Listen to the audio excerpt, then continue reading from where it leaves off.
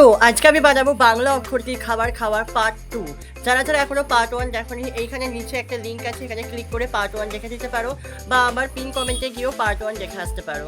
তো আজকে যেই খাবারগুলো খাবো সেগুলো হচ্ছে চ, ছ, বর্গের চ আর হাততালার চ।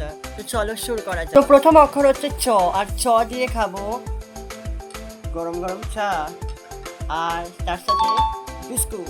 এরপরের যে বর্ণ সেটা হচ্ছে ছ, আর ছ দিয়ে আমি খাবো ছানার মুরগি। এরপরের যে নেক্সট বর্ণ সেটা হচ্ছে বর্গীর চ, আর বর্গীর চ দিয়ে আমি খাবো জলজিরা।